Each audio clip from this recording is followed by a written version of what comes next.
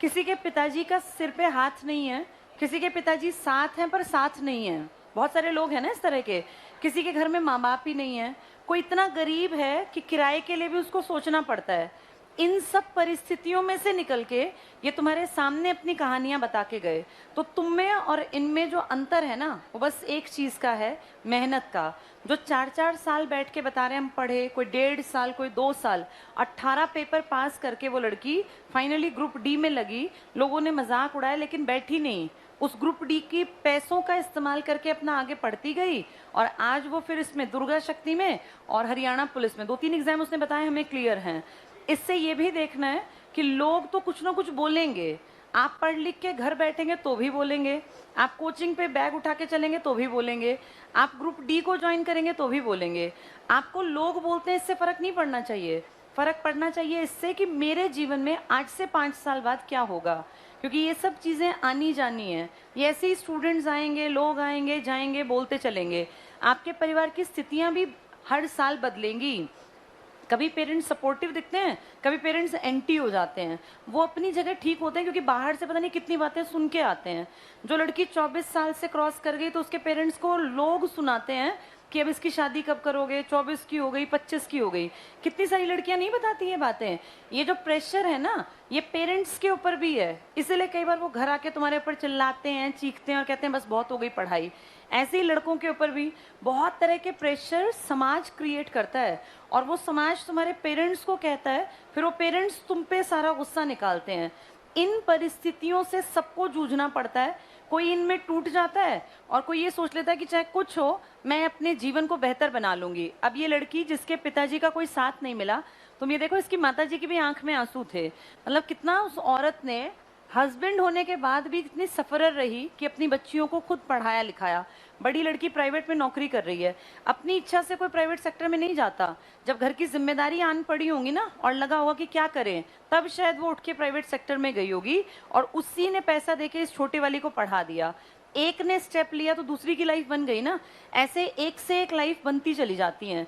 सबसे बड़ी जिम्मेदारी अपने प्रति है। मेरी जिंदगी कैसे अच्छी हो, या तुम्हें अपने आप सोचना है कि तुम्हारी जिंदगी कैसे अच्छी हो। इसके लिए खूब पढ़ना होता है। कोई कुछ कहता रहे, चाहे पिताजी हैं, चाहे माँ हैं, चाहे दादा हैं, दादी हैं, भाई बंधु, पड़ोसी, रिश्तेदार, अपने मन में एक चीज ठान लो बस, 2022 चल रहा है, इसके बाद 2023 तुम सब जानते हो इलेक्शन का दौर आ गया। अब देखते देखते इलेक्शन 2024 आने वाला है। इलेक्शन की तैयारी 1-1.5 साल पहले से जम के स्टार्ट हो जाती है, पता है ना ये, क्योंकि उसके बाद तो फिर आगे आचार संहिता लग जाएगी। 2022 के ये 6 महीने और 2023 पूरा, इतनी नौकरियां आएंगी कि जिसकी कोई गिनती नहीं है। कभी किसी डिपार्टमेंट में, कभी किसी में। सरकार जानबूझ के ऐसा करेगी क्योंकि सरकार को पता है कि 1-1.5 साल जब लोगों के घरों में नौकरी जाएंगी जाएंगी जाएंगी तो वो सरकार के प्रति पॉजिटिव हो जाएंगे। इस दौर में देखना देश में कोई बड़ी गड़बड़ नहीं होगी, सब कुछ ठीक ठीक चलेगा, क्योंकि सरकार की इमेज अच्छी बना के रखनी है और धड़ल्ले से नौकरियां निकलेंगी। अभी पीएम का बयान तुमने पढ़ा था ना, वो 10 लाख वैकेंसी जो केंद्रीय विद्यालय में है, कहीं डिपार्टमेंटल, किसी भी डिपार्टमेंट में, टीचिंग में, नॉन टीचिंग में, या किसी भी राज्य सरकार में, ये पूरी भरनी है 2023 तक, क्योंकि 24 का इलेक्शन टारगेट है। 23 तक अगर 10 लाख लोगों को नौकरी मिल जाती है, एक परिवार में 4 से 5 सदस्य होते हैं, कितने लाख लोग पॉजिटिव हो गए। और उतने लाख लोगों को देख के कितनों के सपने में आ गया ये कि भाई हाँ, हम भी नौकरी लग सकते हैं। जिनका बेटा बेटी आज 10वीं में है, जब वो इनको देखेंगे जो लग गए, तो उनके मन में आएगा ना कि 2-4 साल बाद हमारे बच्चे भी लग जाएंगे। जैसे जिस तरफ युवा शक्ति चलती है ना, उस तरफ सच में देश चलता है। और युवा शक्ति को सबसे बड़ी जरूरत है कि मुझे क्या मिल जाए, गवर्नमेंट जॉब। ये सरकार का एक पैंतरा है और अच्छी बात है। मैं तो ये कहती हूँ, सरकार अगर अपने पैतरे चल के भी नौकरी दे दे तो तुम्हारे जीवन पे तो अच्छा ही प्रभाव पड़ेगा। 10 लाख नौकरी आती है और तुम तैयारी करके बैठे हो, तो तुम्हें और क्या चाहिए। हमें तो एक एक नौकरी तो चाहिए। तो पॉजिटिव रहो, खूब पढ़ो। 2022 और 23 में ये मान लो, अब जितने लोग यहाँ बैठे हैं ना, जितने मुझे सुन रहे हैं, अगर तुम 2023 तक अपनी चांस को, बढ़िया गोल्डन अपॉर्चुनिटी को इस्तेमाल नहीं कर पाए, तो फिर ये लड़ाई कई साल और लंबी चलेगी। फिर तुम्हें दिक्कत आएगी, क्योंकि 2024 के इलेक्शन के बाद हो सकता है 24 में वैकेंसी ही ना निकालें। भाई वो जीत गए, क्यों वैकेंसी निकालें। हो सकता है वो 25 में भी कोई काम ना करें और 26 में काम कहते कहते शुरू करें, जिसका रिजल्ट वो 28-29 में दिखाएं। तो इसीलिए अपने आप को इस बार मजबूत बना लो। ये 1.5 साल तुम्हारे हाथ में है, 6 महीने 22 के और अगला पूरा साल, इनमें जी तोड़ मेहनत कर लो। इसके बाद फिर दिक्कत आ जाएगी 3-4 साल के लिए। 3-4 साल फिर अगले इलेक्शन से 1.5-2 साल पहले सरकार बड़ी भर्ती करेगी, उससे पहले बड़ी भर्ती नहीं करेगी। तो अब ये 1-1.5 साल में कड़ी मेहनत करके और जितनी कोशिश कर सकते हो, मैथ्स है, रीजनिंग है, इंग्लिश है, हिंदी है, भाई हिस्ट्री है, पॉलिटिकल है, बायोलॉजी है, फिजिक्स है, ये सब पढ़ लिया करो। अपनी किताबों को इतनी इतनी बार पढ़ लो कि तुम्हें ये याद हो जाए कि इस पेज पे ये वाला पॉइंट यहाँ लिखा है। जब इतना याद हो जाएगा ना, तब सिलेक्शन का सपना देखना।